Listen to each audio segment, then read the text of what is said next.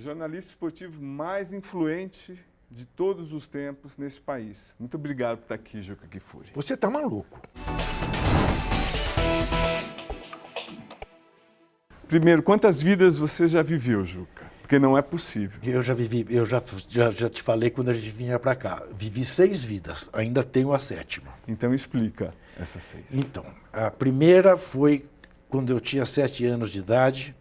Eu tive um apêndice supurado que acabou indo para o reto e eu quase morri. Passei 2 meses drenado entre a vida e a morte. Tá?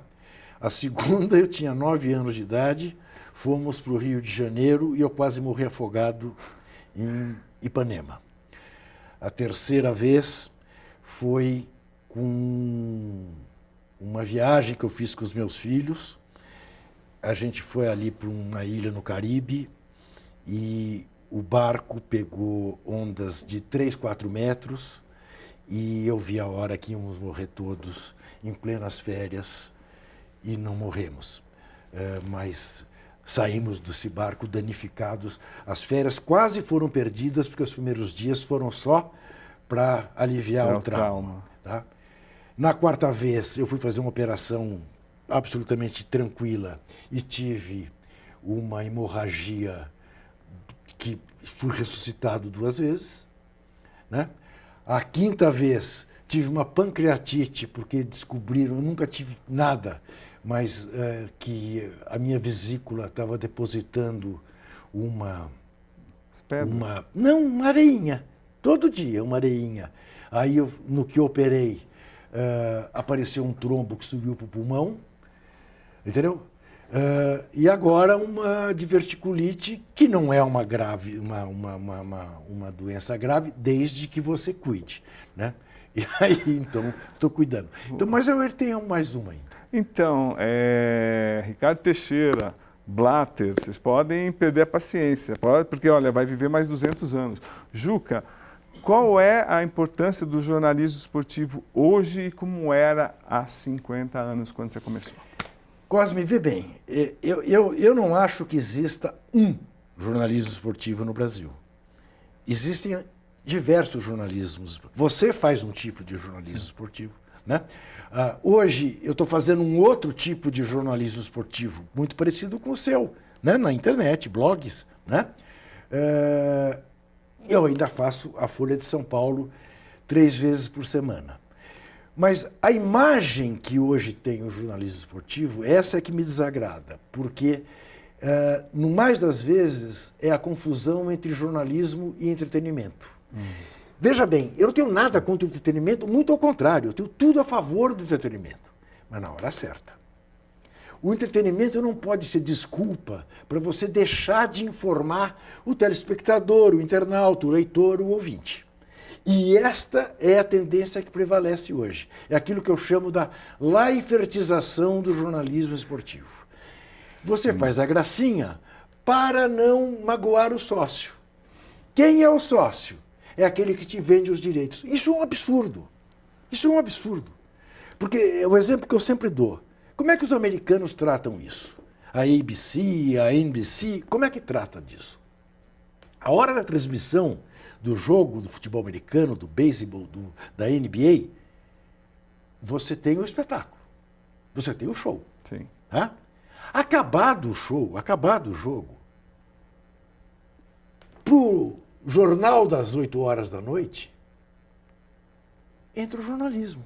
E vai contar se teve fila para entrar, se o hambúrguer estava frio, se a cerveja estava quente, se o diretor do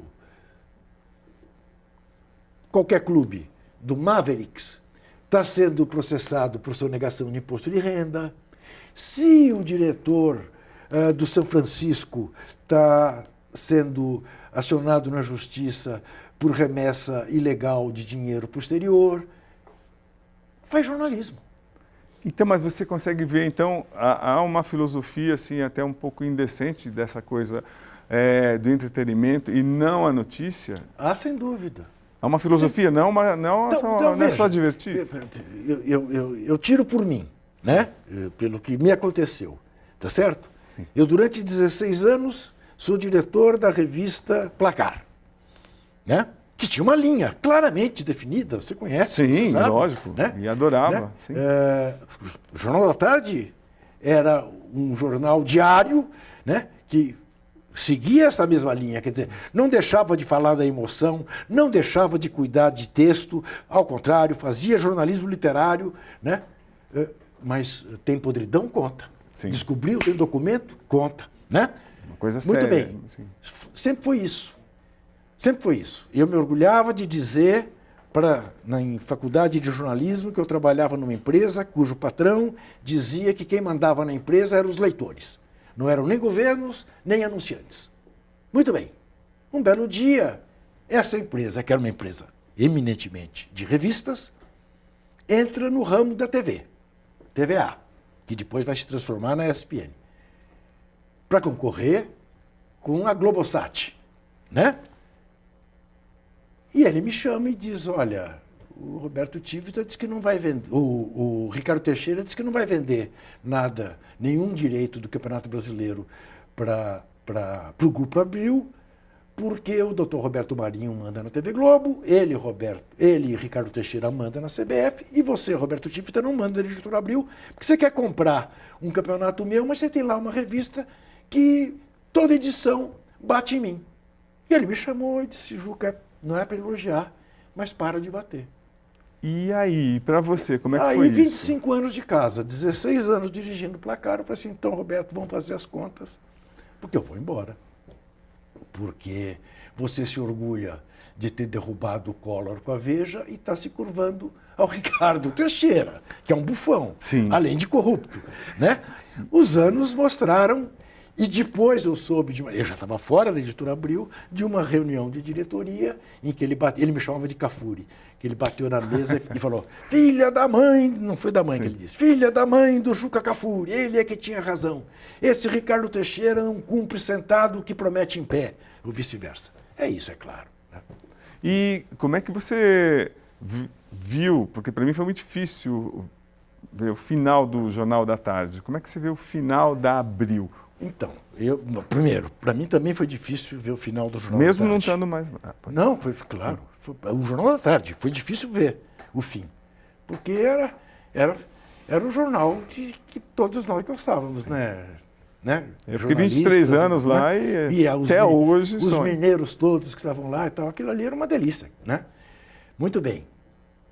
Eu te confesso que eu até hoje olho para a Editora Abril e falo, não é possível, não aconteceu. Era um império, né? Era um império. Não aconteceu. Não é possível que tenham conseguido acabar com a Editora Abril da maneira como acabaram. É aquela coisa, tem até um ditado, né? Eu não vou ser capaz de reproduzir literalmente, mas que diz, né? O pai monta, o filho começa a desmontar e os netos destroem completamente. Foi o que aconteceu com a Editora Abril. Infelizmente, foi o que aconteceu com a Editora Abril do dia para a noite, assim, né? Quer dizer, claro que não foi do dia para a noite, foi um processo de desgaste, mas de repente aconteceu e a Editora Abril se tornou uma coisa irrelevante. Quando era relevante, super importante, como é que você fez da Placar ser essa revista épica que todos nós da nossa geração, 40, 50, 30 anos, ninguém esquece? Não fui eu que fiz, né, Cosme? Você sabe muito bem disso. Você viveu boa parte da sua vida também em redação. A Editora Abril tinha um mérito inegável de pagar bons salários. Sim. A Editora Abril, eu diria, aliás, essa também não é uma frase minha. Isso quem disse um dia foi o Paulo Francis. A Editora Abril foi a primeira empresa de jornalismo no Brasil que permitiu aos seus funcionários não precisar de outros empregos. Você sabe muito bem que os tempos heróicos, os tempos românticos, o cara era médico de manhã no hospital, de tarde ele ia para a redação, de noite ia fechar a primeira página, né? Eram outros tempos. A Editora Abril não, você entrava lá, CLT, bastava o salário que você ganhava para ter uma vida digna. Tá? Bom, então, Placar sempre teve ótimas equipes. ótimas equipes. Sim. Né? Mas você era o cara por trás, você que coordenava. Sim, mas é tal história. Você tendo a possibilidade de contratar gente boa, é só você ter um dedo bom, né? Você não errar no dedo. Dá uns exemplos que você se orgulha das pessoas que passaram pelo placar que você escolheu. Ah, são tantas que eu cometeria injustiças, né? Se eu citar apenas, vou citar alguns nomes e vou deixar de citar outros, né? Mas trabalhei com placar com Michel Laurence, de repórter. Trabalhei em placar com Carlos Maranhão, de repórter. Com Zé Trajano, de repórter. Né? Puxa vida. PVC. Nossa, mãe, PVC. PVC começou lá. Sim. Né? Ele PVC, fala com maior orgulho, então. Né? Não, sim, sem dúvida. Né? Marcelo Duarte, tanta gente boa, né, que trabalha. Repórteres mulheres, uma das quais, inclusive, ganhou um prêmio ESSO em placar, com a história do Baquinho. Ah, verdade. Foi descobrir os 10 companheiros do Pelé no Baquinho. Né? Então, era ali realmente era uma...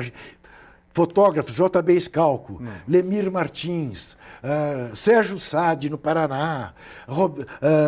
Nossa, Então, como uma revista tão poderosa dessa, num país do futebol, o que acontece que mesmo hoje, ela virou digital, mas foi perdendo... Porque ela sempre foi deficitária, Juca. Por que era deficitária? Veja bem, ela era uma dificuldade por uma razão que é simples de explicar. Primeiro, embora você não tivesse uma outra revista para concorrer com ela, houve tentativas. Manchete Esportiva quis voltar, durou pouco, houve outros que tentaram lançar e nunca deram para o começo. Né? Por quê? Porque, na verdade, concorriam com uma baita de uma estrutura como a Editora Abril. Distribuição nacional e tudo. Né? Lembre-se, a Editora Abril tinha a DINAP, que era uma enorme distribuidora de revistas e tudo. Bom, mas você tinha como concorrente 3 ou 4 rádios que na hora do almoço tinha um programa esportivo, às 6 horas da tarde outros programas esportivos. E estamos falando de Osmar Santos, de Fiore Gilhote, de José Val Peixoto. Estamos falando de gente que fazia muito bem aquilo que fazia. Né? Você tinha cadernos de esporte. Você tinha o JT. Sim. O JT da segunda-feira. Vamos lembrar, como é que o JT nasce? Nasce... Do Estadão sendo um apêndice do Estadão a segunda-feira, porque o Estadão não saía segunda-feira. Exatamente. Né? Então você tinha essa concorrência. Né? Você tinha que fazer das tripas coração para ter soluções criativas. Né? E a revista Placar era a única que funcionava na Editora Abril aos domingos. Das 4 horas da tarde até as 2, 3 da manhã da segunda-feira. É? A Editora Abril era muito bem organizada, em unidades de negócio. Cada uma das revistas tinha ali o seu código. Então, aos domingos, a revista Placar pagava a eletricidade, tudo sozinha da Editora Abril. Né? Então, isso tudo ia para a mesma vala.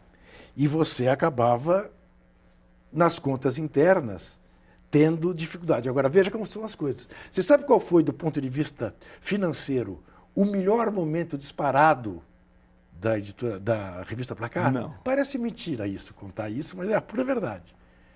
No período do congelamento do Collor. Por quê? Porque o dinheiro da Editora Abril foi congelado, como o seu, como o meu. Sim. E Placar era a única revista da Abril que não vivia de assinatura, vivia de banca. E vivia de banca, dinheiro na banca. Né? Entendeu? Recolhia o dinheiro. Por que não tinha assinatura Placar? Porque sempre ela esteve na marca do pênalti. Então não se queria fazer assinatura para não criar compromisso com o assinante. Entendeu? Vai que fecha. Né? E aí temos uma dívida com o assinante. Vamos entregar o quê para o assinante que só quiser Placar?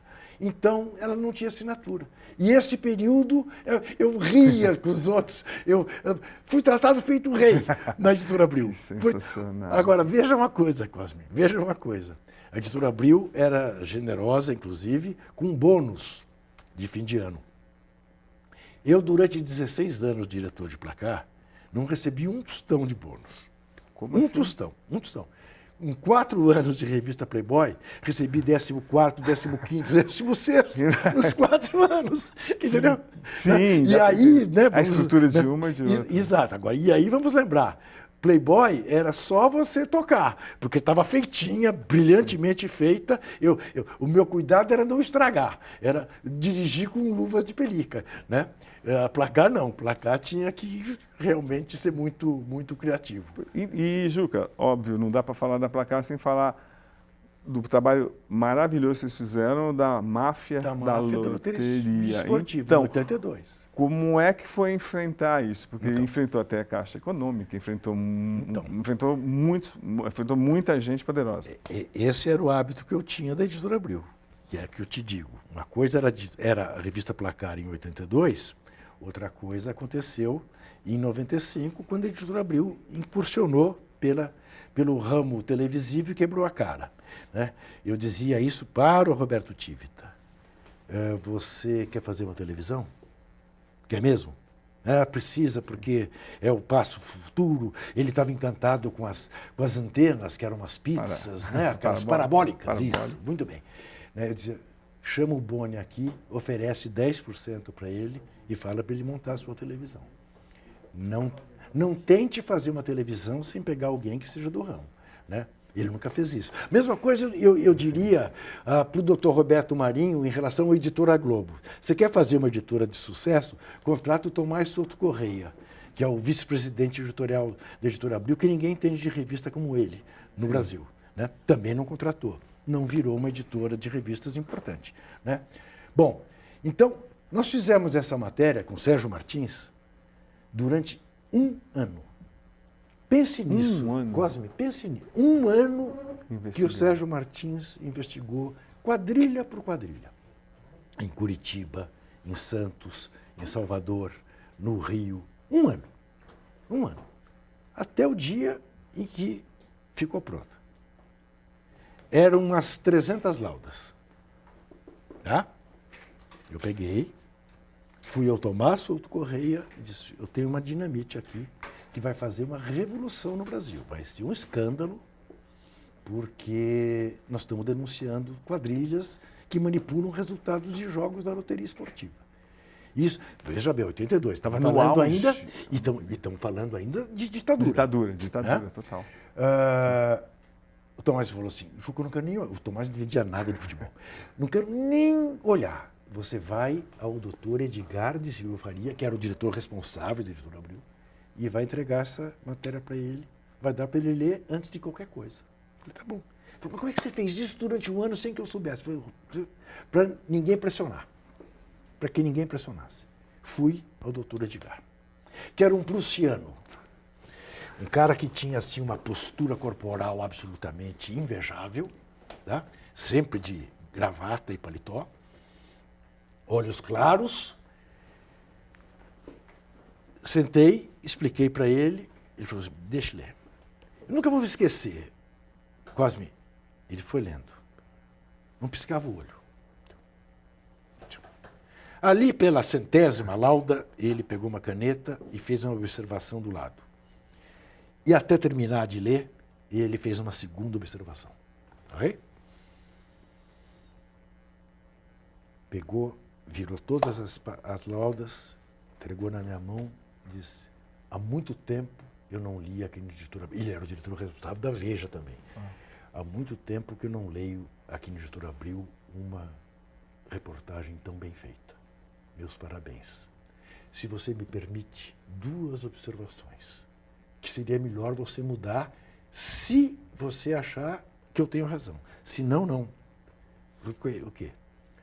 Você faz referência a um determinado grupo de comunicação lá de Belém do Pará, que você não precisa fazer referência ao grupo, basta fazer a pessoa, porque os sócios do grupo podem acionar Placar por causa da citação. O grupo não tem nada a ver com isso, tem o personagem.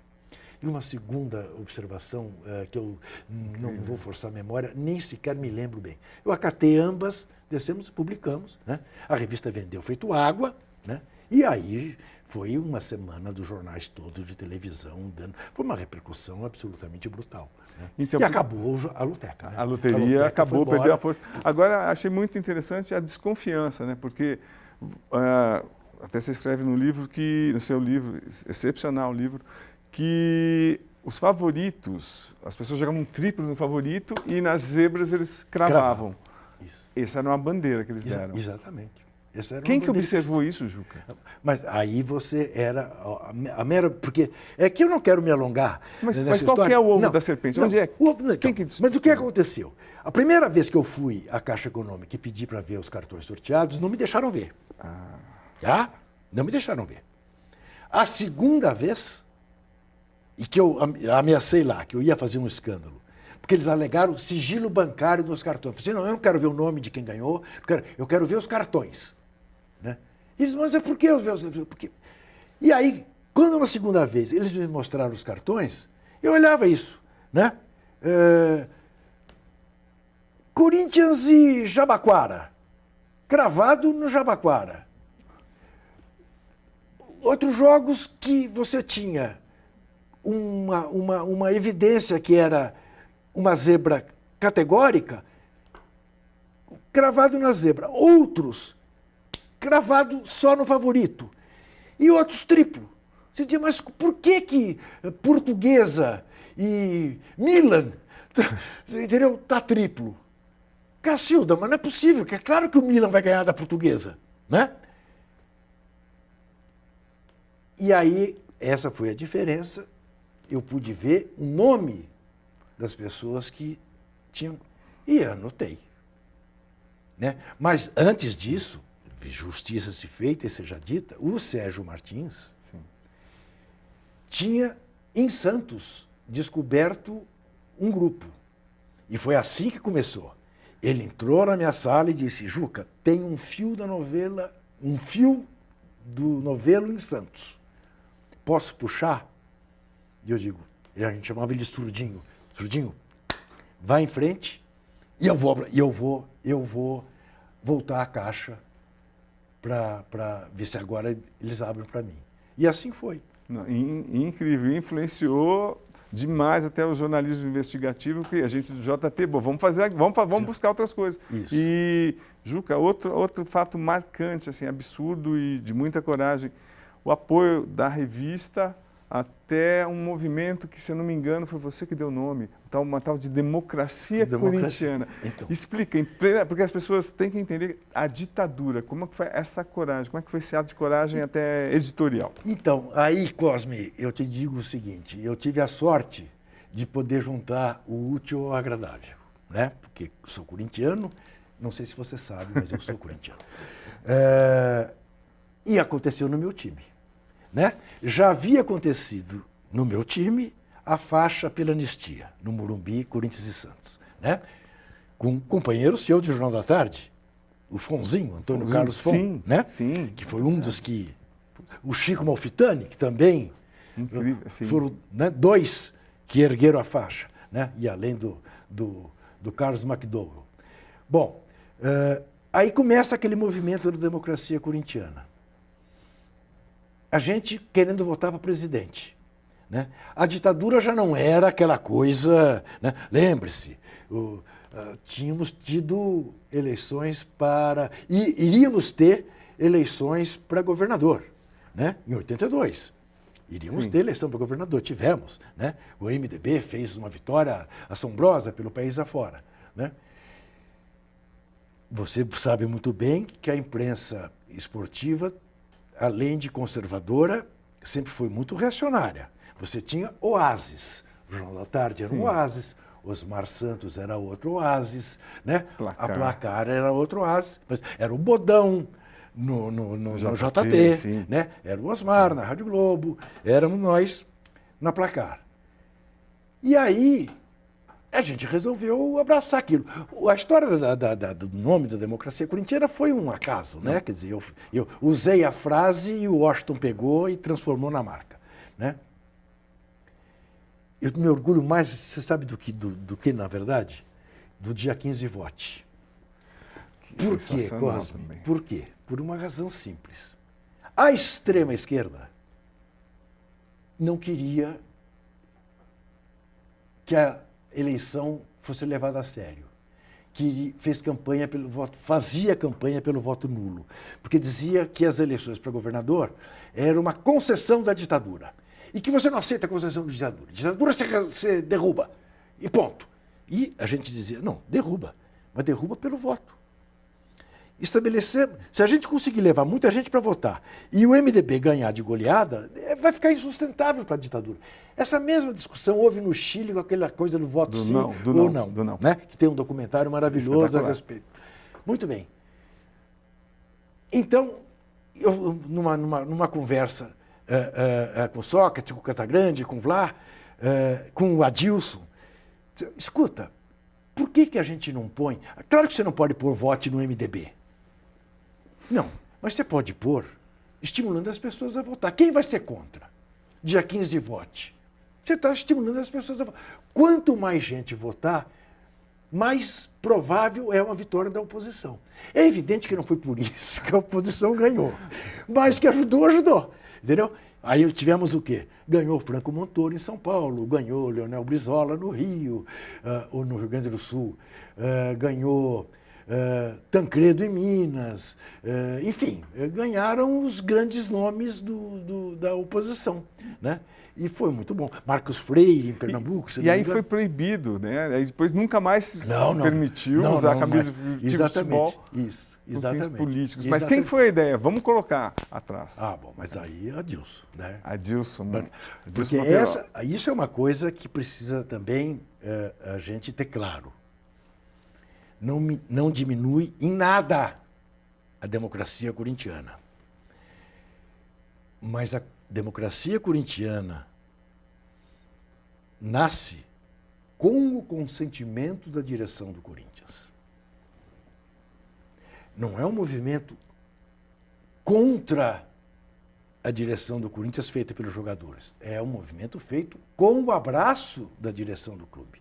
É diferente do movimento, por exemplo, feito pelo Paulo André e os jogadores, né? Em 2013. Sim, é isso? Sim, né? 2013. Né?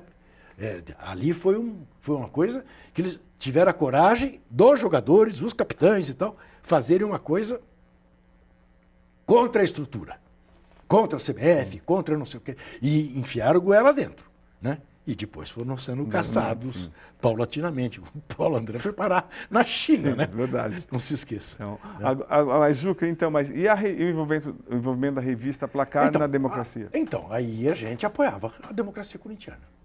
Né? A gente era um dos trombones da democracia corintiana.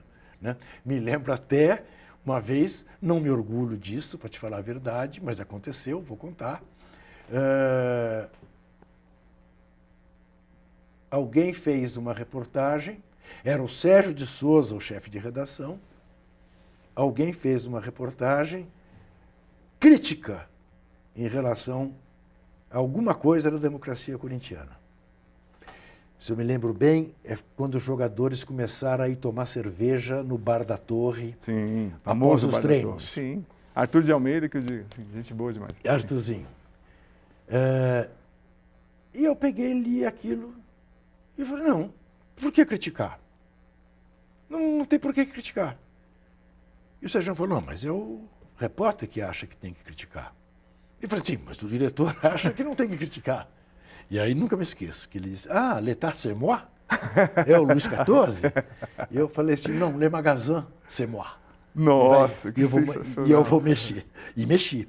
Depois, quando saiu a matéria, nunca me esqueço, o magro Sócrates virou-se para mim e falou, ô Juca, será que esses energúmenos não vão entender?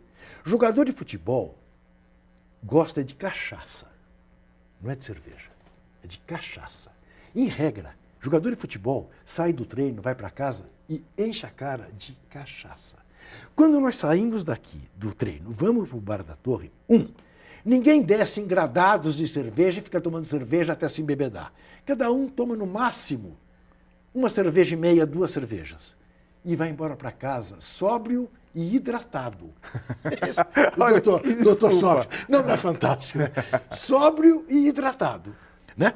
Era mais ou menos a mesma coisa. Lembra quando começaram as críticas, que eles chegavam mal vestidos, que o Corinthians ia viajar, os jogadores mal vestidos, Sim. e eles resolveram aparecer de paletó e gravata, que era cada um mais mulambento do que o outro, umas gravatas horrorosas, nós tortos e tal. Tudo, e aí pediram, não, pelo amor de Deus, volta aí de camiseta, bermuda, porque é melhor do que esse mau ajambramento que vocês estão. Era isso. Agora, Juca, então, a velha crítica que o mundo sempre fez, a democracia corintiana eram de os 4 ou 5, as pessoas pensantes, Sócrates, Casagrande e tal, enfim.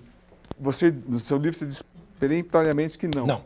Por quê? Porque é o seguinte, porque eu via a lavandaria participar, o motorista do ônibus participar, e o massagista participar. Divisão de bicho, você já pensou nisso? Um time de futebol que ganhava o bicho, porque ganhou do Palmeiras, e o massagista e o roupeiro tinha a mesma porcentagem que o jogador que fez 4 gols? Não, é incrível. O Corinthians fazia isso. Né? Então, veja, perguntam aí até hoje. O Zenon, que acha disso, o Birubiru, que achou da democracia, tinha, de fato, algumas vozes dissonantes, que é típico da democracia. Sim. O Emerson Leão era uma voz dissonante. Contratado, né? por eles. Exatamente, é isto. Né? Agora, faz parte. Enquanto o doutor Sócrates esteve lá, enquanto o Casão esteve lá, segurou na unha aquele movimento. Mas aí o Adilson perde a eleição. E aí começa. Até o Vlá mandaram embora. O Vlá foi para o Santos. Sim, é verdade. Quer dizer, era um símbolo do Corinthians, o jogador que mais vezes vestiu a camisa do Corinthians. Para você ver. Então, e você acha que essa democracia, a gente tem tanta saudade desse movimento por ter durado pouco? Não ficou nada. Então, mas por ter isso. 2 anos. Então, mas você acha. Digamos que o Adilson tivesse ganho, você acha o quê? Ia embora. E te digo mais, teria sido muito bom para Adilson. Porque ele não teria entrado pela vida política e se perdido na vida política de Quércias e o Diabo 4. O filho dele, que impressão que você... É dos piores presidentes da história do Corinthians. Mas por quê? Porque ele fez isso. Quer dizer, ele foi incapaz de criar um time e incapaz de saldar a dívida. Porque se você dissesse, não, ele fez como fez o presidente do Flamengo, Bandeira de Melo, o Flamengo comeu o pão que o diabo amassou 4, 5 anos, mas está aí. Deixou, né? O clube estruturado. Não tem outra maneira de você fazer um clube ser autossustentável. É assim mesmo.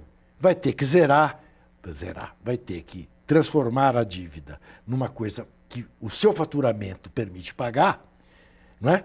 Para montar um time. Ele não fez nenhuma coisa nem outra. Você não ganhou nada, viveu 3 anos para fugir de rebaixamento, nem a final de Campeonato Paulista conseguiu chegar. Sim. E é isso, e está devendo tanto quanto. Abateu 80 milhões a dívida. Uma bobagem. E, Juca, a gente vai tocar agora naquele assunto da Copa do Mundo do Brasil, que o Brasil perdeu. Como é que você, com a sua visão, sociólogo, enfim, como cidadão, os estádios, as arenas... E Itaquera, especialmente. Então, por favor, pode falar 1 hora, Ju. Tá bom. Então, Cosme, você sabe, veja, eu votei no Lula. A Copa do Mundo no Brasil fazia todo sentido. País pentacampeão mundial, a última Copa tinha sido em 50, né? O México já tinha feito 2 Copas, né? Por que não o Brasil fazer a sua segunda Copa? Onde houve o erro? Crasso, clamoroso, indesculpável. E eu, felizmente, durante todo o tempo falei isso enquanto eram erguidos os elefantes brancos. E nem se pode culpar a FIFA disso. A FIFA tem uma opção de culpas. E o Brasil outras tantas de ter se curvado à FIFA. Né? Aquele Jerome Valk e aquele ministro Aldo Rebelo levando pontapé no traseiro. A FIFA queria 8 estádios.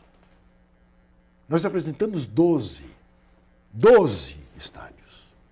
Sabendo que em Natal, que em Manaus, que em Cuiabá, até que o Cuiabá, a essa altura, já nem tanto. Brasília. Enfim, né? Mesmo no Recife, Brasília. Ia virar muito mais um problema do que uma solução. Outra, não precisava demolir o Maracanã, demolir o Mineirão. Não precisava construir um estádio em São Paulo. Tinha o Morumbi. Era um tapa no Morumbi. Você esteve na África do Sul, no Ellis Park. Eu estive, você também esteve. Na Copa de 98 na França, Sim. no estádio do Olympique de Marseille, do estádio como é que chamava o estádio de Marseille? Velodrome. Nossa, Velodrome de Marseille. Era exatamente o mesmo estádio que havia sido feito para a Copa de 38. Incrível, verdade. De 38. Tinham mudado as louças do banheiro, tinha fio de... Né? Mas se percebia que era o estádio era o mesmo. O estádio era o mesmo. Nós comendo salame, arrotamos camarão. E daí os protestos. O padrão FIFA. Eu quero hospital assim. Sim. Eu quero educação assim. Eu quero transporte público assim. Que história é essa do Corinthians ter um castelo de mármore? Que sentido faz no time do maloqueiro e sofredor você ter um castelo de mármore? E ainda por cima, descoberto. Você toma chuva em Itaquera. Mas se eu não for pagar, tá até sensacional. É isso. Então, é isso. Mas... Então, eu critico, eu acho que aquilo foi uma coisa que não se devia ter sido feita. Aquilo começou, aliás, a abrir os olhos do mundo para mega eventos que não são lucrativos e culminou com a Olimpíada. A Olimpíada não tinha sentido nenhum fazer no Brasil. Num país sem nenhuma cultura esportiva, num país monoesportivo, e o Nussmann conseguiu convencer o presidente Lula de que a Olimpíada seria o primeiro passo para transformar o Brasil em poliesportivo.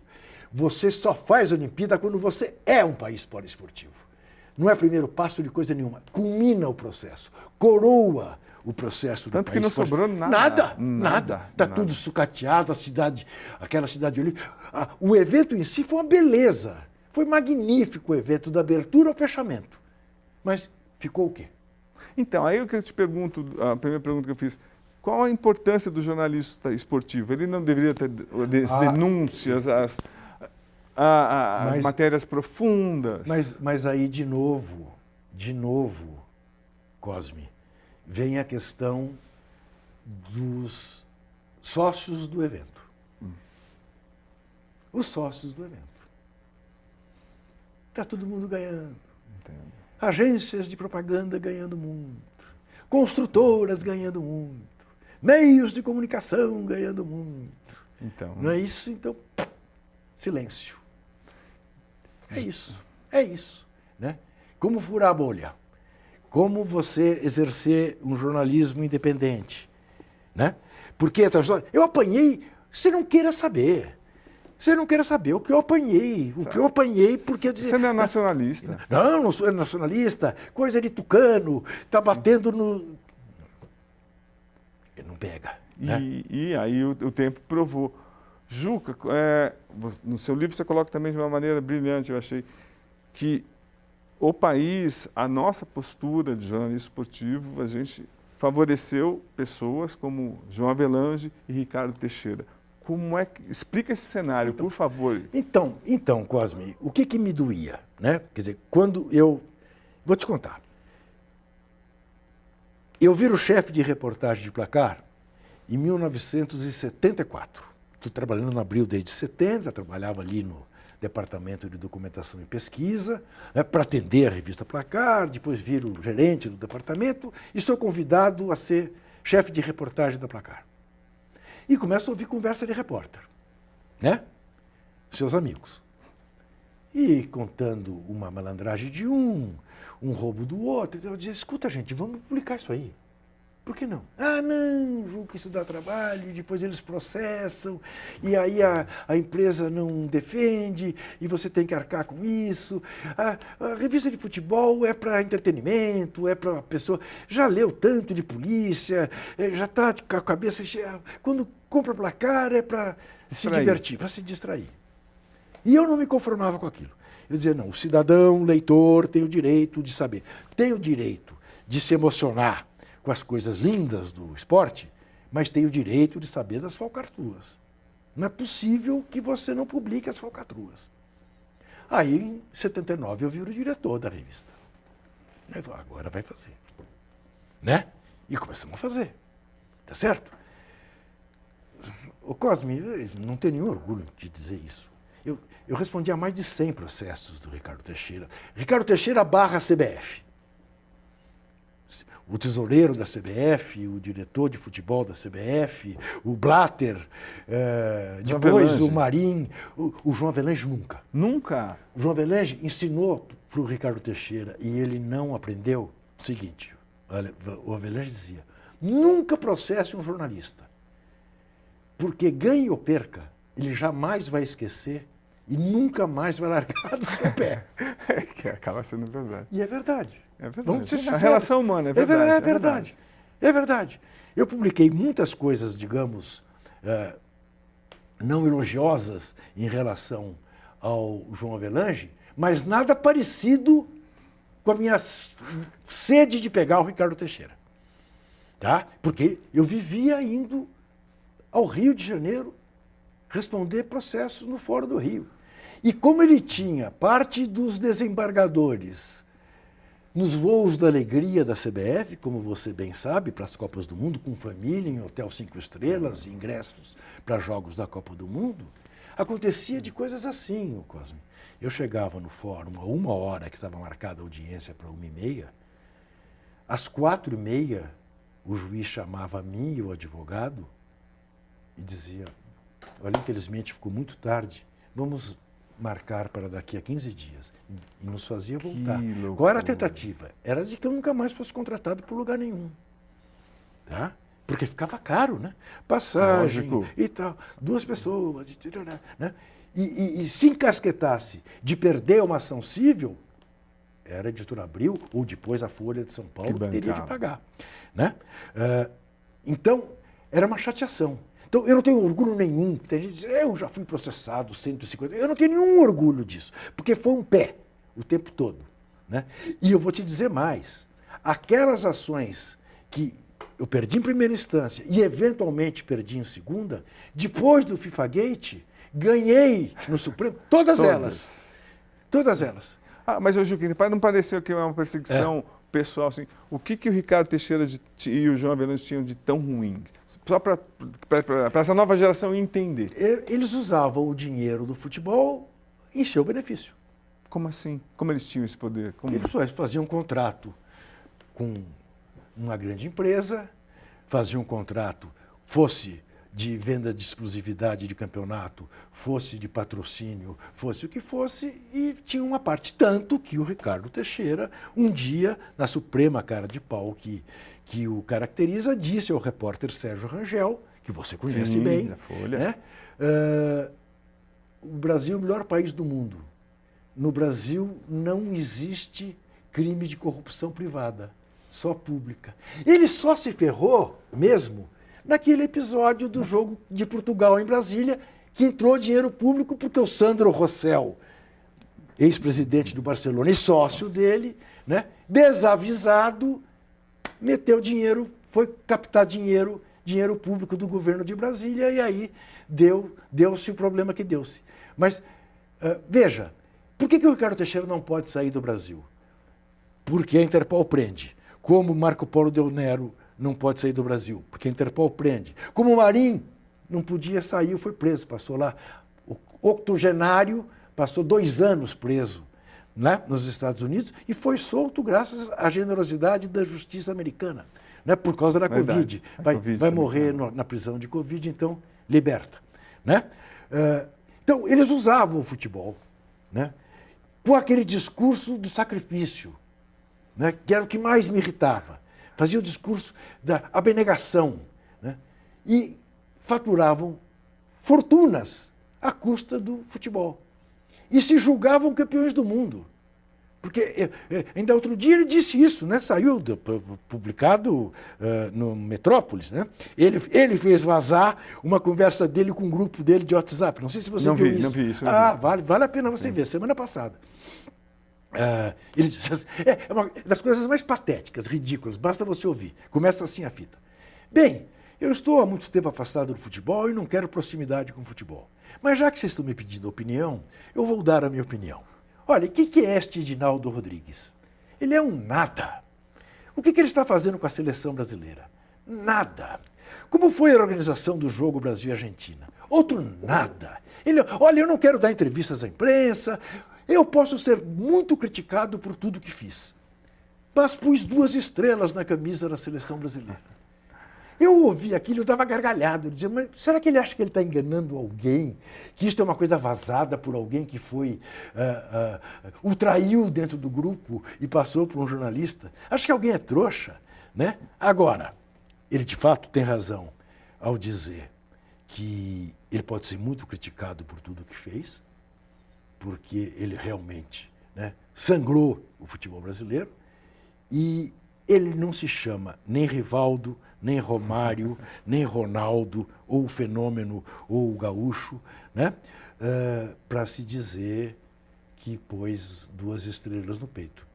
Quem pôs foram os jogadores. Então, mas Juca, esse período é muito controverso, né? Teoricamente, digamos, um marciano observando. Bom, o Brasil ganhou tantos títulos sob a administração Teixeira. E aí, como é que é isso? Então, mas veja... É a geração? Não, boa! Você já me deu a resposta, porque eu podia me esquecer.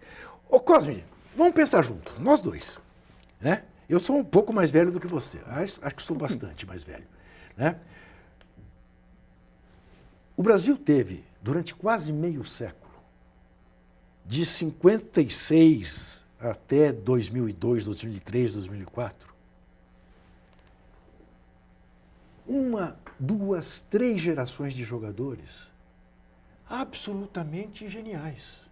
Vamos lá. Você pega a seleção de 58. Eu vou falar dos fora de série, não vou falar dos grandes jogadores. Vou falar do Didi, do Mané Garrincha, do Repelé, do Newton Santos. Esses 4 estão no mesmo time. 62. Eles voltam a estar. O Pelé se machuca. Aparece o Amarildo, que não é desse patamar. Né? Mas na Copa funcionou demais. Exatamente. Aí você tem 70, ainda tem Pelé, e tem o Tostão, e tem o Gerson, e tem o Rivelino, e tem o Carlos Alberto Torres, e tem o Jairzinho. Né? Aí passa, 24 anos sem ser campeão, mas tudo bem. Nesse meio tempo, você tem Sócrates, Zico, Falcão, Cerezo, Leandro, né? E depois você tem Romário. E depois você tem Rivaldo. Ronaldinho Gaúcho, Ronaldo Fenômeno. Quer dizer, então é aquela coisa assim, perfila os 2 times antes do jogo na Copa do Mundo. Aí o italiano olha e diz, meu Deus, tá ali o melhor jogador do Barcelona, tá ali o melhor jogador do Bayern Munique, tá ali o melhor jogador do Manchester City, tá ali o melhor zagueiro da Inter de Milão. Como é que eu vou ganhar desses caras? Aquela coisa que o Nelson Rodrigues falava do complexo de vira-latas, virou. Porque o que ele dizia? Que nós brasileiros perfilávamos com os alemães com saúde de vaca premiada, aqueles loirões enormes, altos, diziam, não podemos ganhar dessa gente. Isso inverteu com os nossos. Né?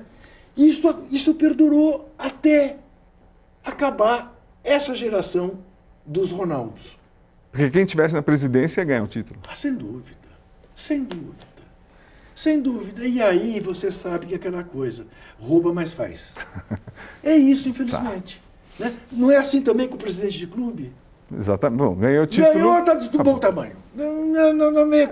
O do Alibi falava isso abertamente. O Cosme, eu passei um bom tempo sem poder ir a jogo do Corinthians.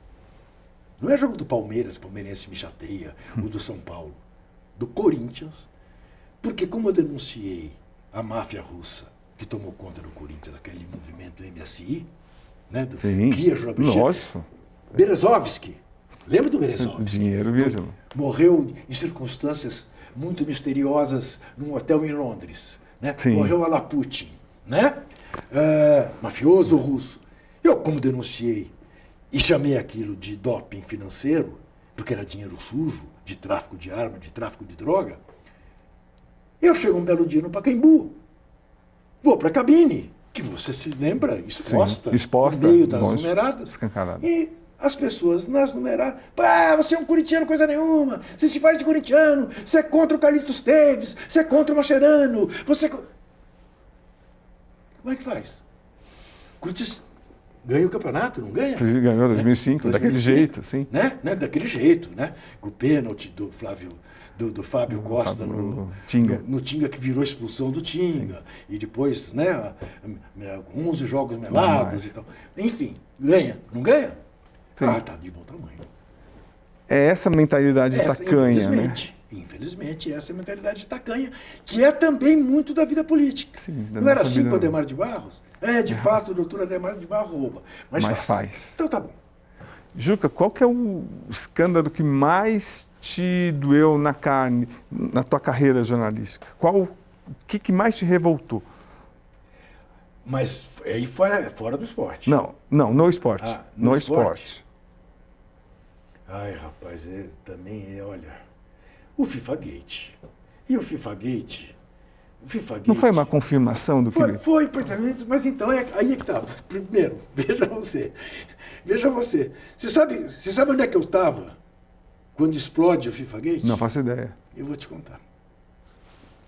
Eu estava há 20 dias numa UTI do Hospital Sírio-Libanês, pós as cirurgias, pós as hemorragias que me tinham acontecido depois dessa cirurgia que eu fiz. Então aconteceu o seguinte, eu estava absolutamente depauperado. Só tinha duas coisas que felizmente não faliram no meu corpo. A cabeça e o coração. Graças ao fato de eu ser um caminhante permanente. Meu coração suportou, porque eu ando todo dia, subo ladeira, tá? Porque a minha pressão foi a 0. Nossa. Né? Me viraram de cabeça para baixo. Tá? Literalmente? Literalmente. Minha filha viu. O relato está no isso. Bom, eu não conseguia dormir, nada. Uma madrugada, eu pego meu tablete, na mesinha de madrugada, abro para tentar ler alguma coisa, tem um e-mail de um amigo meu que mora nos Estados Unidos. Ele diz, Juca, só para você ser um dos primeiros a saber, olha a primeira página do New York Times e do Washington Post. E estava lá, FIFA Gate, a grande investigação da justiça suíça com a justiça americana e tal. Eu li.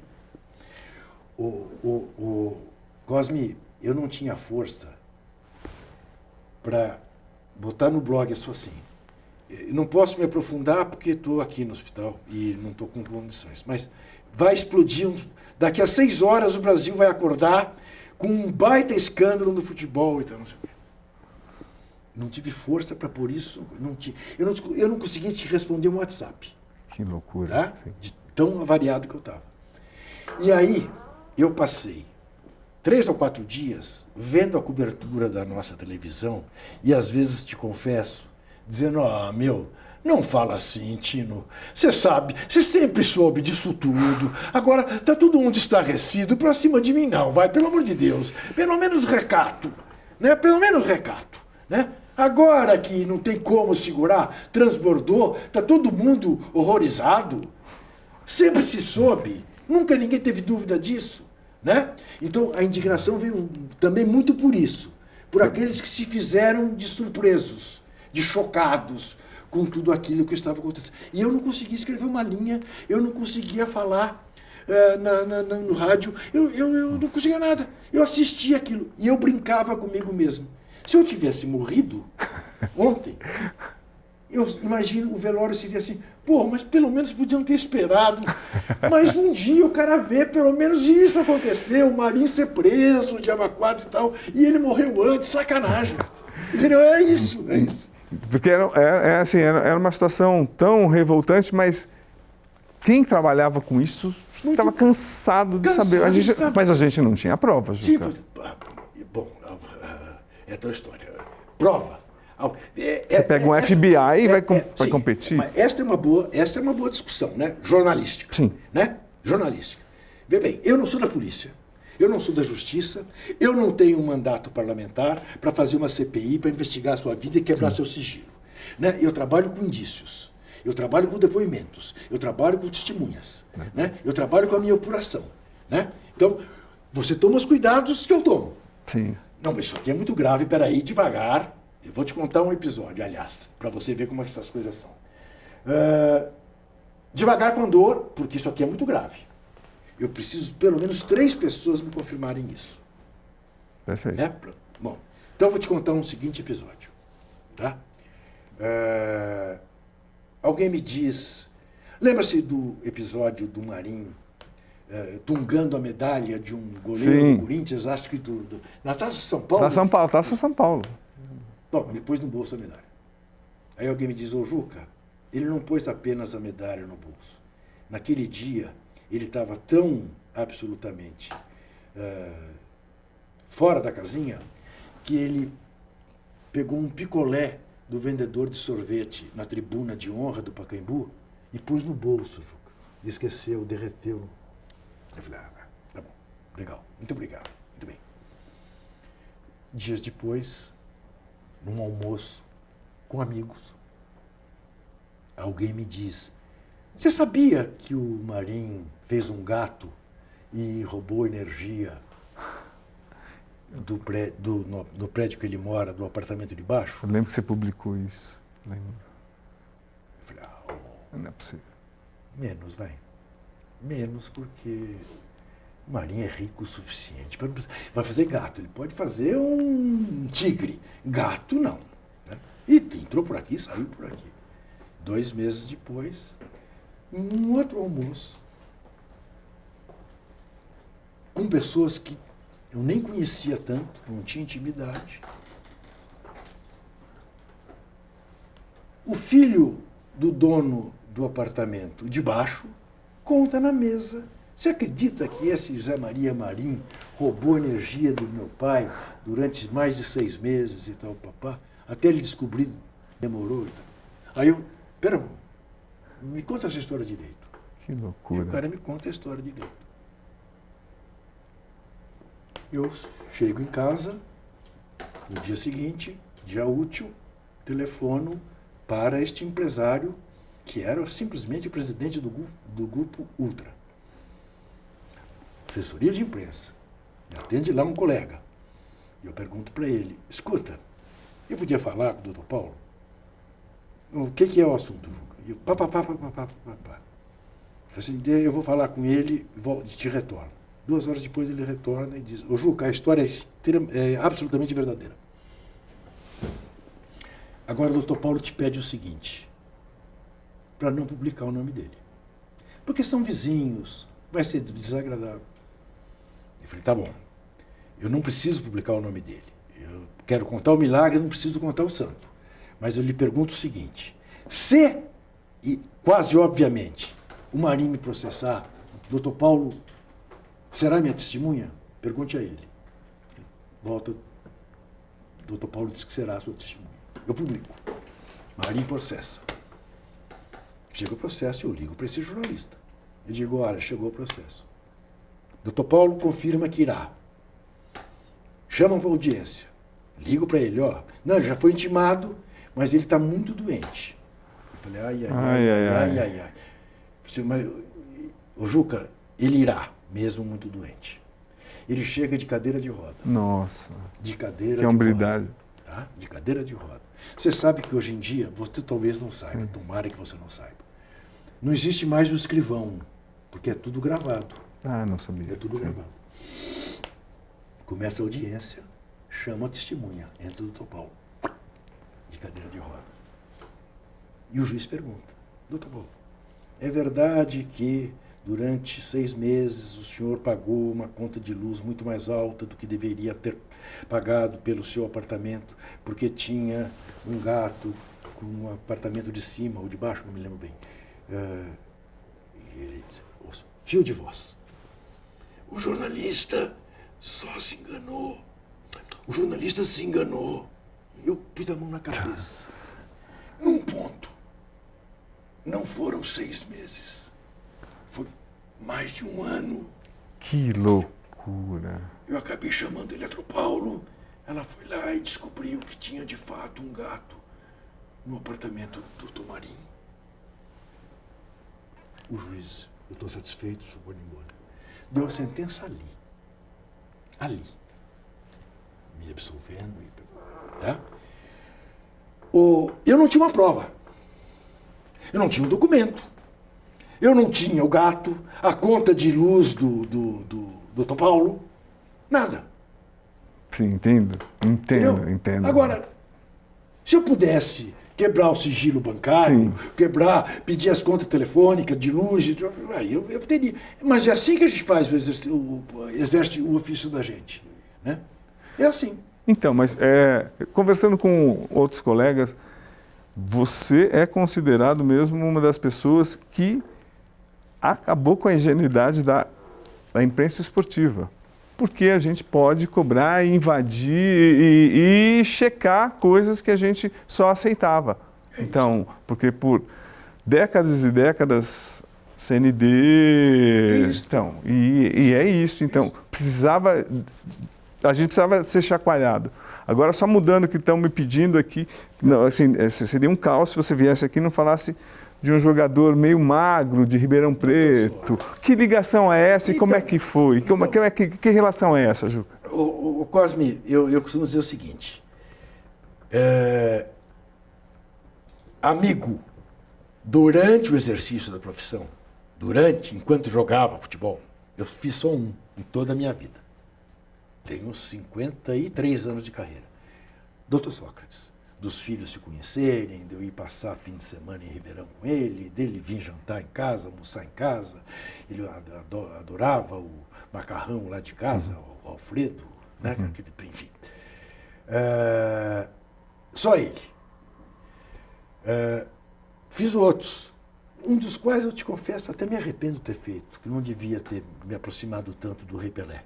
Tá? Ah, é? Não devia, porque mitos você tem que manter a distância. Você não pode humanizar alguém como o Rei Pelé. Né? E eu acabei me envolvendo demais com ele. Mas tudo bem, eu adoro ele, é uma parte importante da minha vida. Mas o Magro era uma outra coisa. A gente tinha uma baita de uma afinidade. E com o Magro foi assim, Cosme. Eu fiquei impressionado. Foi das maiores inteligências que eu conheci na minha vida. E certamente foi das poucas pessoas do século XIX que eu conheci na minha vida. Porque nem do século XX ele era. Sério? Ele era do século XIX. Por quê? Mas é um cara que dizia para você que ele precisava viver apaixonado, né? Razão pela qual teve 5, 6, 7 mulheres, né? E porque ele era um romântico, um utópico, né? Até nos erros que cometeu. Imagina dar um nome de um filho, dar um nome de Fidel. Isso é uma cruz que você põe nas costas do menino. Pô, né? Para com isso, né? Não tem nada a ver com o que você acredita ou você deixa de acreditar. Sim, né? Não joga isso, verdade. Né? Não, claro. Exemplo. Né? Mas o Magro, ele recém-chegado de... O que aconteceu entre nós dois? Em 79, eu assumo a direção de placar. Quem era o rei do futebol brasileiro? Zico, Flamengo, Rio de Janeiro. Onde era o maior mercado no Brasil? São Paulo, sempre foi. Sim. Né? Bom, chega no Corinthians, começa a fazer sucesso. Né? Corinthians campeão de 79, ele, aquela dupla maravilhosa com o Palinha. Eu invento de fazer uma revista, Dr. Sócrates, né? O maior jogador de futebol do Brasil. Ele não tinha essa sofisticação, não chamava de melhor, o maior. Ah, sensacional. 1,90 m. Quem é que tinha aquele... Né, irmão? E eu faço a revista com ele. Tá? Praticamente sozinho. Ele era absolutamente despolitizado. Ele deu 10 para o Figueiredo. 10 para o Figueiredo. Que era aquele ping-pong, denota para as pessoas. E deslumbrado com São Paulo e perdido em São Paulo. Aí um dia ele me diz, escuta, estou vendo que você gosta de política, que você gosta de literatura, me recomenda uns livros. Eu, lá na frente dele, escrevi lá 5 livros. Muito bem. 10 dias depois, 15 dias depois, nos encontramos e ele me diz, escuta, você tem mais livro para recomendar?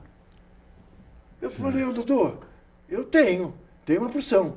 Mas desde que você tenha lido os 5 anteriores. Você leu todos? Você gostou de algum? Ele tinha lido todos. Eu vou te dizer mais. Ele tinha aproveitado daqueles livros muito mais do que eu. Eu falei, que cara diferente mesmo. E assim começou a estreitar a relação. E aí ele vinha discutir, daí começou a pedir livros de política, livros de sociologia, entendeu? Eu comecei a pegar livros do tempo que eu fiz a faculdade, né? Eu digo sempre isso, o Brasil perdeu um péssimo sociólogo e ganhou um jornalista mequetrefe, entendeu? E ele vinha discutir comigo e ele sacava coisas que... Você fala, mas esse cara...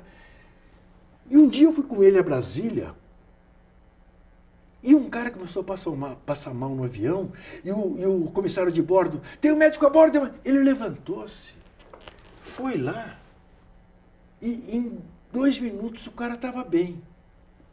E ele voltou e sentou do meu lado, pacificamente, como se nada tivesse acontecido. Eu falei, Magrão, o que você fez? Você era Juquinha, coisa simples. Me chamava de Juquinha. Coisa simples. O cara estava tendo uma convulsão, engolindo a língua. Peguei um guardanapo do comissário, pus a língua dele para fora, ele está lá bem, vi o coração, está tudo direito e tal. Vai chegar em Brasília, vai ao médico, vai ao hospital. Os companheiros, conheci, quase todos conheci, boa parte deles de faculdade de medicina em Ribeirão Preto, diziam que ele era o melhor aluno da classe e não pegavam um livro, de prestar atenção na aula. E que ele era um extraordinário diagnosticador. Um belo dia, já na Rede TV, tá? Que a gente fazia lá, o Bola na Rede. Eu chego na Rede TV amargurado, porque a minha filha tinha tido um diagnóstico de uma doença razoavelmente grave. E ele falou, o que aconteceu? Eu falei, pô, Magro, a Camila disse que está com síndrome de não sei o que chama. Ellen, sei lá. E disse, Juca, a Camila não tem essa síndrome, porque ela não tem isso, não tem aquilo, não tem aquilo. A Camila tem uma disfunção de não sei o quê. Manda explorar isso. Falei, Magro, vai, não me chateia, vai. Sim. Cosme, na segunda-feira eu fui com a Camila, um clínico geral, que a examinou, pediu exames de laboratório e o Magro tinha toda a razão. Não tinha a síndrome, que era gravíssima, que só teria tratamento nos Estados Unidos, tinha a tal disfunção a que o Magro se referiu, e está curadíssima. E, Juca, uma pergunta clichê. Sócrates era autodestrutivo? Por que ele não Cosme, foi além, até como pessoa? Cosme, Sócrates era doente, dependente químico. Ninguém químico. controlava? Não, dependente químico. Aí que é a tal história. O Cosme, se a pessoa tem um câncer, todo mundo morre de pena. Sim. E ajuda no tratamento. Se a pessoa é alcoólatra ou é cocaínama, as pessoas todas dizem, malandro, sem vergonha. E é tão doente quanto a pessoa que tem câncer. O Magro, infelizmente, tinha... É a tal história. Eu posso tomar 2 cervejas e fico na boa. Né? Sim. Ele não podia tomar um copo.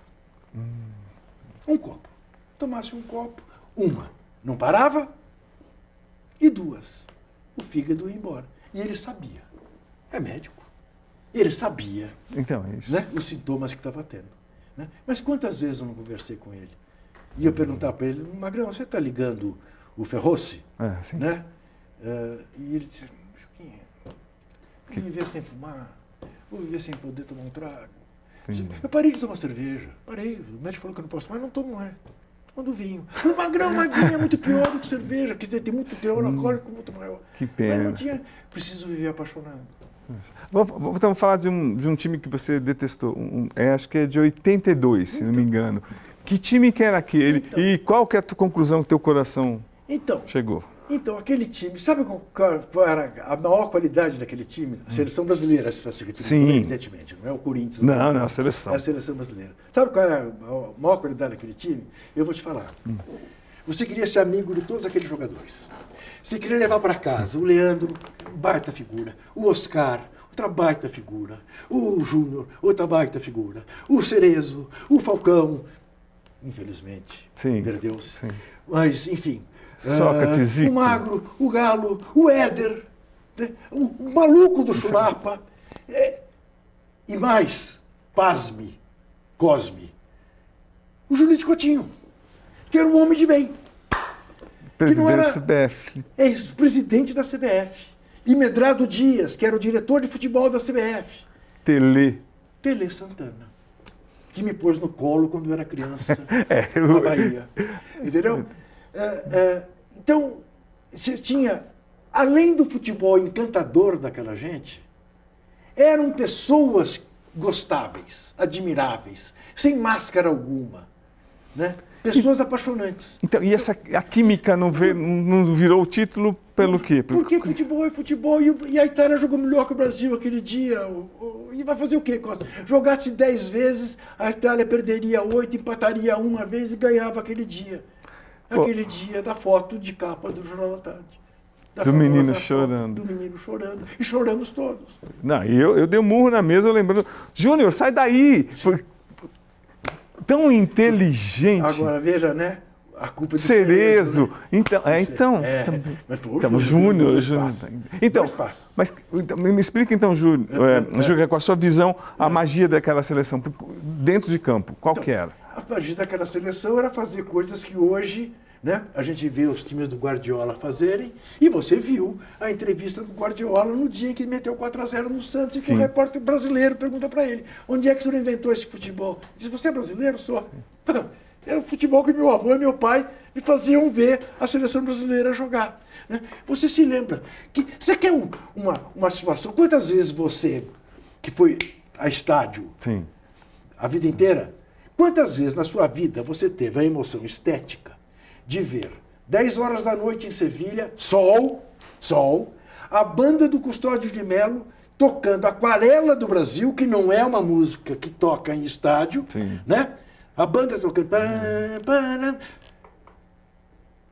E o time ganhando de 4 e fazendo evoluções em campo. Tá comigo, não tá mais comigo. Tá...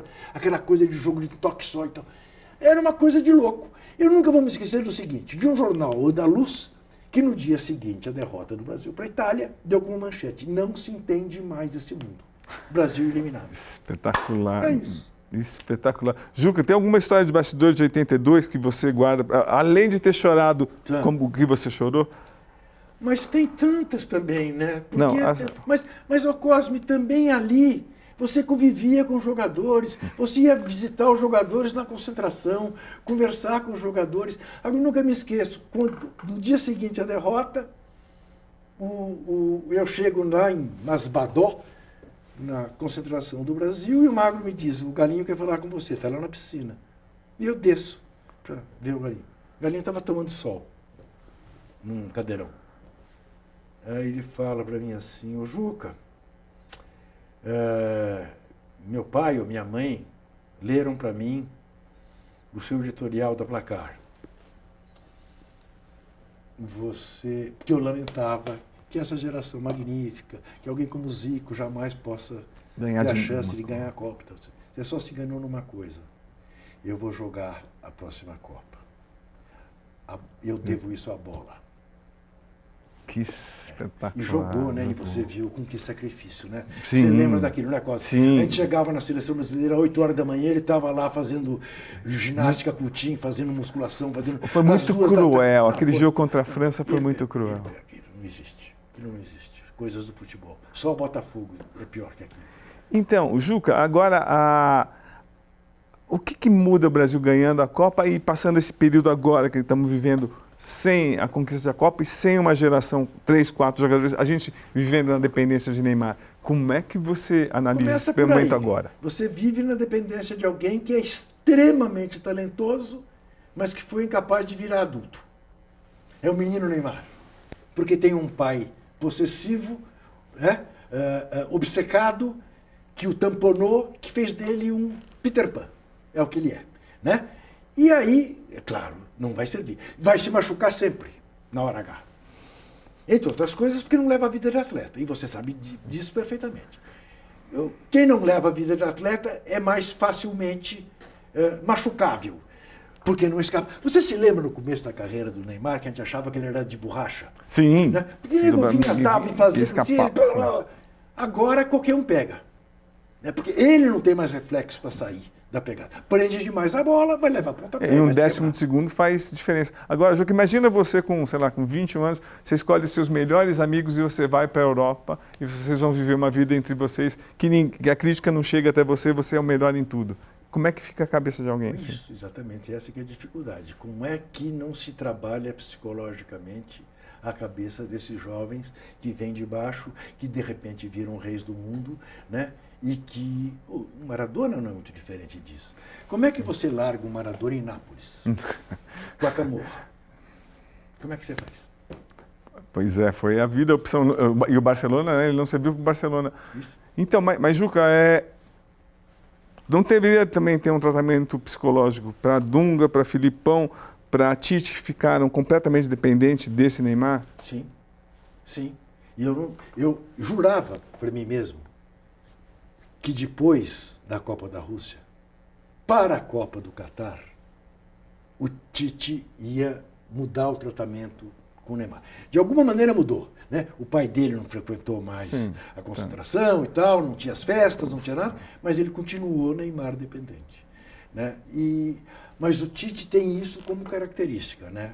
De morrer abraçado com os dele. Sim. Eu até entendo, deve ser humanamente muito difícil, né? Por exemplo, você ser campeão com um time e depois perceber que esse time não vai dar couro para o ano seguinte, mas se desfazer dele.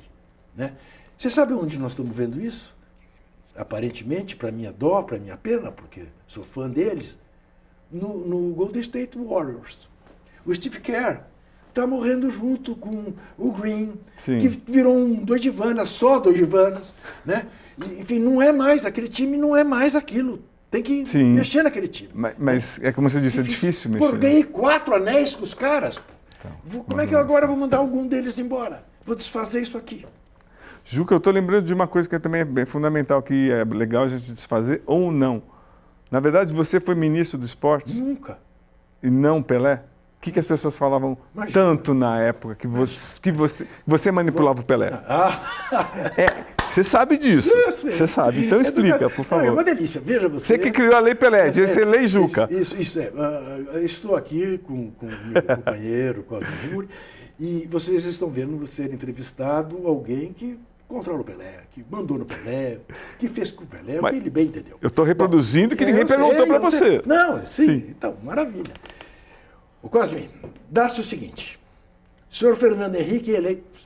Senhor Fernando Henrique, eu fui aluno de Dona Ruth Cardoso na Faculdade de Ciências Sociais da USP.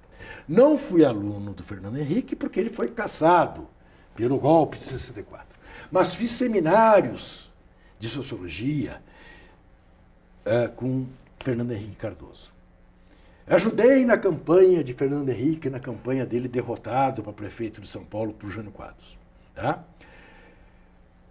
Ele elege-se presidente. Um belo dia, 8 horas da manhã lá em casa, estou dormindo, toco o telefone no quarto, e eu atendo. Uma secretária diz, seu Juca, doutor Juca? Não, não sou doutor, sou jornalista. Sim, o presidente quer falar com o senhor. Quem? O presidente Fernando Henrique. Ah, tá, tudo bem. Aí, presidente. Ô Juca, tudo bem? Tudo bem. Olha aqui, vem para cá. Para cá onde? Vem para Brasília. Quero você como secretário de esportes. Eu falei, presidente, o senhor está maluco? Ele dá uma gargalhada. Eu falei assim, não estou maluco, eu quero você. Eu falei, presidente, em hipótese alguma. Mas como, Juca? Não, presidente, primeiro que eu não quero morar em Brasília. Juca, a Ruth também não quer. Eu sei que a Ruth também não quer, mas o senhor quer. Segundo, eu não sou rico. Eu não tenho dinheiro para ser secretário de esportes. E eu não vou ser. Pô, Juca, mas a gente te dá uma bazuca, você que passou esses anos todos lutando, você não quer a bazuca? Não, não quer. Então quem que eu ponho? Falei, presidente, só tem um cara no Brasil que o senhor pode pôr que o João Avelange não vai passar por cima. Que quando quiser falar com o senhor, primeiro vai ter que falar com ele. Quem, Juca? O Pelé. Ah, Juca, não brinca. Eu não conheço o Pelé. Falei, mas eu conheço. Pô, pode ser interessante. Você faz uma intermediação? Eu falei, claro que faço. Foi isso. Eu fiz a intermediação. Levei o Pelé lá para casa, o Fernando Henrique chegou lá em casa, conversaram, o Pelé aceitou, e aí?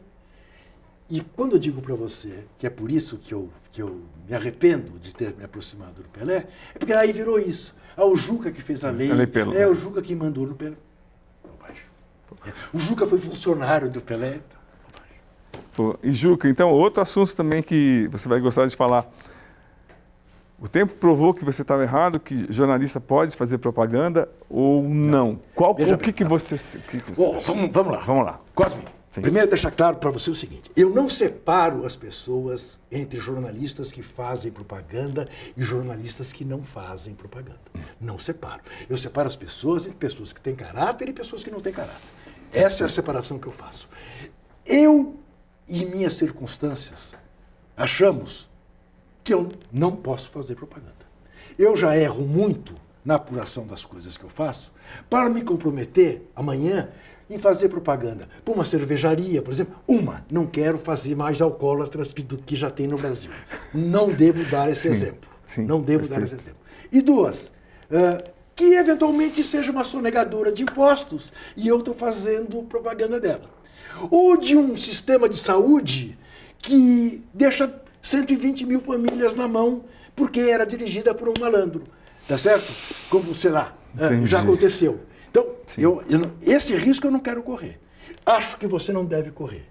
Mas eu não sei das suas circunstâncias. Estou vendo uma garotada aí hoje que se não fizer a propaganda da casa de aposta do não sei o que e tal, não sobrevive. E cada um com as suas circunstâncias. Não vou deixar de ir a um programa deles por causa disso, como me dou muito bem com uma porção de jornalistas que fazem propaganda. Vamos dar um exemplo que acabamos de falar dele, Flavinho Prado. Faz propaganda. Faz propaganda. E eu não acho que ele seja a pior pessoa por causa disso. Agora, eu não faço. E acho, você pode dizer, Juca, você é muito exagerado, não é tudo isso. Mas eu tenho com a nossa profissão, uma relação um pouco de sacerdócio. Perfeito. Eu sou jornalista porque eu quero fazer um mundo melhor. Porque se eu quisesse ser publicitário, eu ganharia muito mais dinheiro. Eu não fiz a opção preferencial por ganhar dinheiro. Eu fiz a opção preferencial por fazer jornalismo. E me basta. E Juca, porque ficou uma coisa assim muito intensa entre você e Milton Neves, uma coisa assim pesada. Mas por que tão pesada? Porque individualizou tanto. Por quê? Porque processou Zé Trajano, porque deu um pontapé na bunda do Silvio Luiz. Entendi. Não. Faça favor. Perfeito. Agora, tá bom. Veja uma coisa. Para mim, o exercício desta profissão exige um distanciamento de não ultrapassar essa fronteira. Perfeito. Entendeu? Perfeito. E é a separação da igreja e do Estado.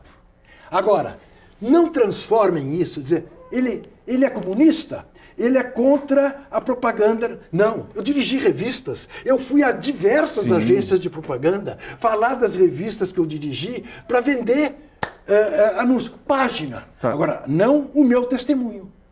Sim, perfeito. É isto. Agora, é isto. Então, essa é a minha crítica. E um bando de gente que não precisava fazer, que faz. Por que o Galvão Bueno precisa fazer propaganda da Volkswagen, que é patrocinadora da CBF? Percebe que isso coloca nas pessoas a dúvida sobre até que ponto ele é independente. Será que ele está falando bem deste jogador pelas mesmas razões que ele fala bem desse automóvel? Você dá às pessoas o direito de pensar, de ter essa suspeita. De mim, não. O cara pode achar, esse cara é um idiota, esse cara é antipático, mas nessa área não tem dúvida. Juca, você deve a sua amizade hoje com o Galvão Graça ao Renato Maurício Prado? Conta essa história, por favor. Essa história é ótima. Então, veja como são as coisas. Né? Você sabe disso, eu sempre, desde a Placar, era um defensor do campeonato de pontos corridos. Né? Muito bem.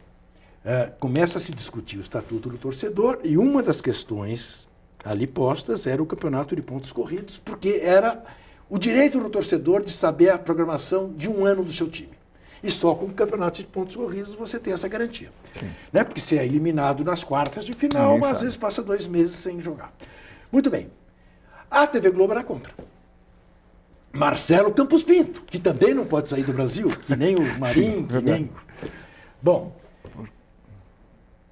a TV Globo começa uma campanha para manter o campeonato do jeito que era, de mata-mata. Manda emissários, eu trabalhava na CBN, manda emissários, aquele que trabalhou no Jornal da Tarde, virou diretor de esportes da TV Globo, depois foi trabalhar com a Ari Graça no voleibol, vocês conhecem, sabem bem quem é. Esqueci o nome dele. Esqueci esse nome também. Gaúcho, foi trabalhar no Jornal da Tarde, no esporte do Jornal da Tarde. Lima. Fernando Lima. Exatamente. Né? Hoje está lá com a Ari Graça no México. Né? Manda ele falar na CBN para convencer a gente, e não conseguiu convencer. A equipe da CBN todinha era a favor do campeonato de pontos corridos.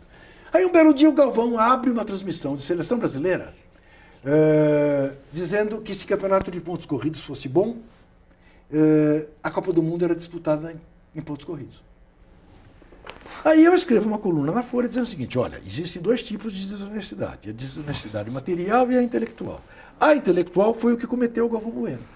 Porque não é aceitável que num debate dessa importância alguém diga tamanha barbaridade. Porque para uma Copa do Mundo ser disputada em pontos corridos, vai precisar 32 times de um ano inteiro.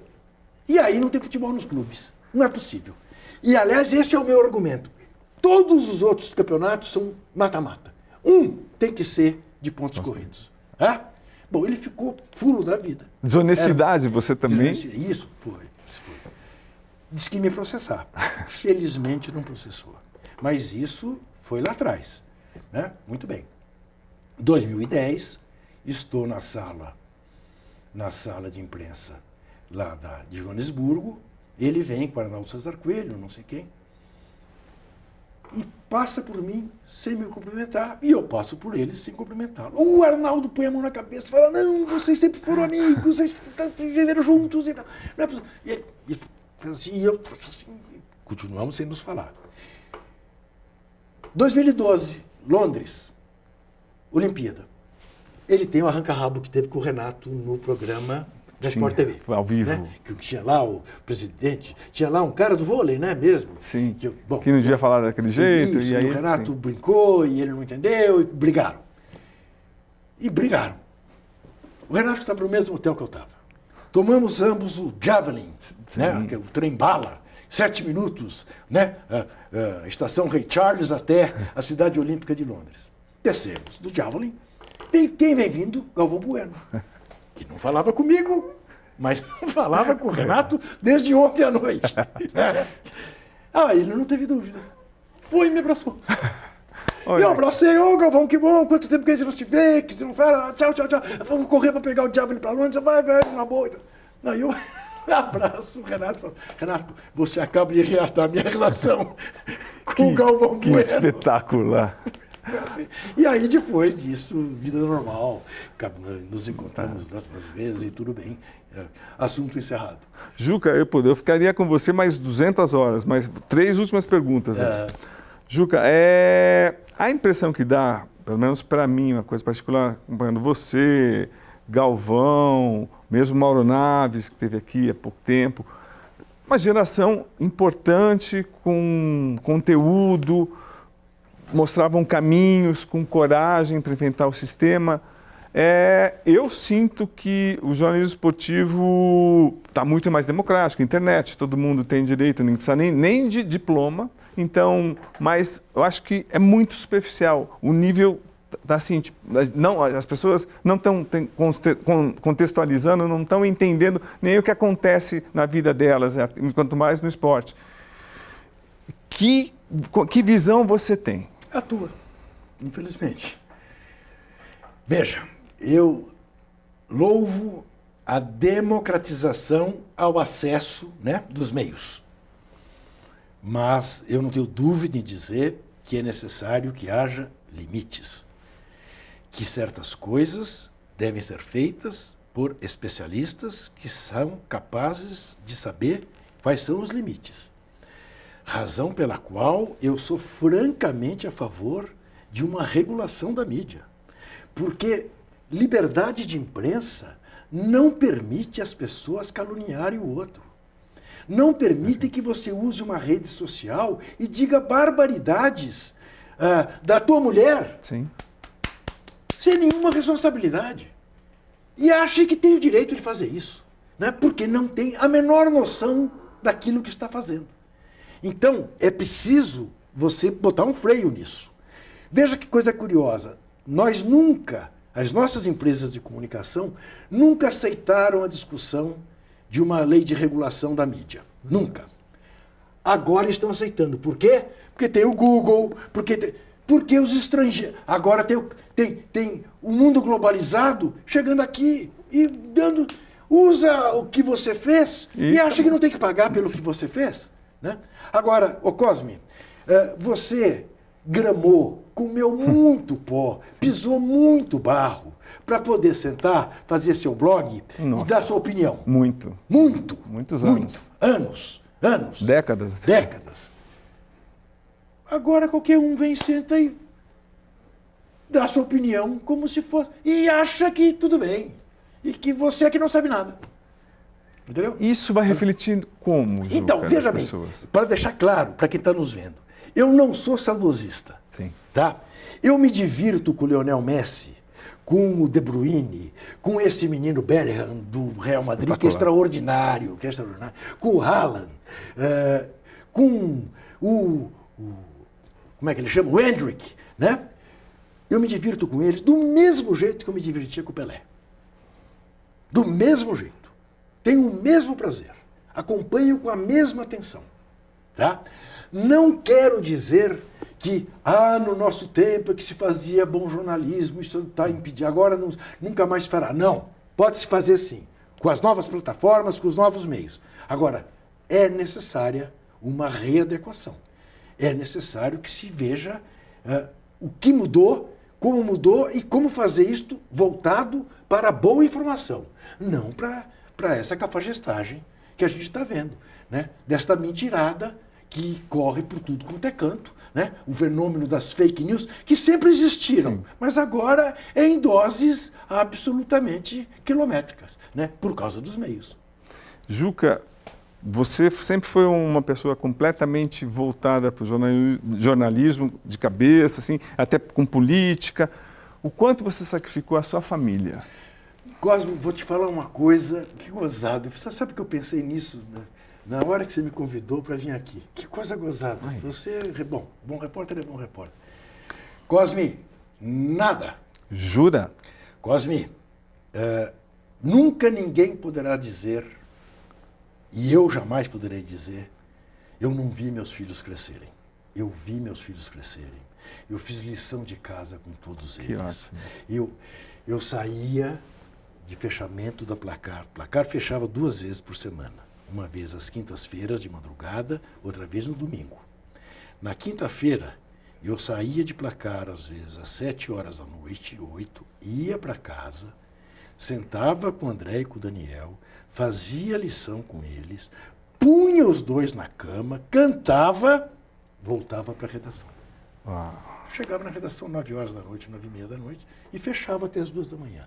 Aos domingos, eu levava os dois para o jogo comigo, voltavam todos sujos, às vezes né, de amendoim, de sorvete, chicabom e não sei o que e tal, da poeira do Murumbi. Ia com eles para a redação de Placar, comia um lanche frio que a gente comia na redação de Placar, e às 8 horas da noite mandava um carro levá-los para casa, para tomarem banho, dormir e ir para a escola no dia seguinte. Tá? Fiz isso com todos, com os 4. Nunca abdiquei disso. Claro, houve períodos que eu fui cobrir Copa do Mundo, que não sei o que, estava viajando, né? Mas o dia a dia deles, pergunte a eles. Eles nunca sentiram falta do pai. A penúltima. Qual o sentimento você tem quando vê o André, um baita jornalista, baita comentarista, que é um prazer trabalhar com ele, encontrar com ele? Então, o Cosme, você vai dizer, claro que você tinha que dizer isso, né? Mas é o que eu sinto. Mas é um chavão também que eu vou te dizer. O André é a prova de que o Darwin estava certo. É a prova da evolução da espécie, né? Eu acho. Né? Eu sou suspeito para achar? É claro que eu sou suspeito para achar. Eu sou o pai dele. Eu acho ele brilhante. Brilhante. Só que às vezes eu olho para ele e falo assim, mas esse cara de onde o André tirou? Porque o André é absolutamente fleumático, né? Sim, e eu sou histriônico. Sim, parece um inglês, um lorde. Exatamente. Né? E um dia, quando ele estreou com Matinda Suzuki na TVA, fazendo um pré-jogo, e eu vi ele não se dar a mão na bancada, quando ele chegou em casa, eu falei, filho, como é que... De onde? Ele falou, pai, eu cresci vendo Sport Center, da ESPN Internacional. É o meu padrão. Entendeu? Escreve adoidadamente bem, né? Mas maravilhosamente bem. Lamentei que a ESPN tenha proibido dele continuar a fazer a coluna dele no Globo, que era uma coluna brilhante, né? Mas é um orgulho que eu sinto. E acho que ele, coitado, só paga prejuízos de ser meu filho. Não tem nenhum dos bônus. Porque o que tem de gente do mundo do futebol que encosta nele diz, olha, quero deixar claro para você que eu não te confundo com o seu pai, tá? Com aquele canalha do seu pai. E, Juca, a última, qual o legado? Você tem 73 anos, eu acho que você é Highlander, você toma sangue de tartaruga, não é possível. Mas você quer trabalhar até quando e qual o legado que você tem certeza que vai estar deixando para esse país? Não, bem, você tem toda a razão, eu quero morrer trabalhando. E acho que se eu parar de trabalhar, aí essa coisa que você está chamando de Highlander deixa de ser. O trabalhar, e gosto tanto de trabalhar, e gosto tanto do meu trabalho, me motiva a estar do jeito que eu estou. Agora, à custa de caminhar todo dia 50 minutos, de ter feito natação, de fazer musculação diariamente e tal. Quer dizer, eu me cuido, né? Eu me cuido bastante. E assim mesmo, de vez em quando, tem um piripaque. Só sobrevivi do piripaque porque o meu coração segurou as ladeiras que eu subo diariamente. Eu não acho que eu vou deixar legado nenhum, Cosme, não estou fazendo nenhuma demagogia. Não acho que vai deixar. Eu acho engraçado. Às vezes encontro, sei lá, né? O Mauro Betting diz, aprendi a ler em placar. O Joemir me dizia isso. Oh, adoro você porque o Maurinho aprendeu a ler lendo placar, porque era um texto bom, não sei o quê. Eu sei que tem isso. Agora mesmo, na Copa do Mundo, eu quero ver uma garotada no Sport TV. Eu só sou jornalista por sua causa, dizendo, assuma a sua responsabilidade. Não me culpe das suas opções. Mas eu acho, é muito arrogante achar que eu tenha deixado um legado. Cosme, eu escrevi um livro, confesso que perdi. Como é que eu vou achar que alguém tem que perder igual a mim? Não, acho que não. Então, primeiro eu quero dizer que o livro o título está completamente enganado. Você tem que ser, você é o Neruda da vida, mas tinha que ser Confesso que Venci. Não, aí não. Eu tenho um amigo que diz, Juca, devia ser ou confesso que empatei, ou no mínimo, confesso que perdi, mas foi roubado. Sensacional. Mas Cosme, pense você com 20 anos. Você, quando tinha 20 anos, olhava para os 55 que você tem? De jeito nenhum. E você, agora, quando você olhava para frente, você achava que em 2023 o Brasil ia estar ainda do jeito que está? Você achava que ia estar muito melhor? Muito melhor. Quando você olhava aos 20 anos para o futebol brasileiro e olha hoje, você lá atrás não achava que a gente já teria resolvido uma porção de coisas que a gente não resolveu e viramos exportadores de pé de obra? Você sabe. Exatamente. Você então sabe. É por isso que confesso que perdi. Juca, eu só quero dizer que uma coisa que você não sabe, mas com 22 anos eu estava fazendo uma entrevista, eu e o Fernando Galvão, na redação do Placar, te entrevistando. Olha, está marcada daqui 40 anos uma nova entrevista. Mas conte comigo, daqui a 40 anos faremos essa entrevista. E obrigado pelo que você faz pelo jornalismo brasileiro. Obrigado a você por faz. esse papo tão gostoso. Joia.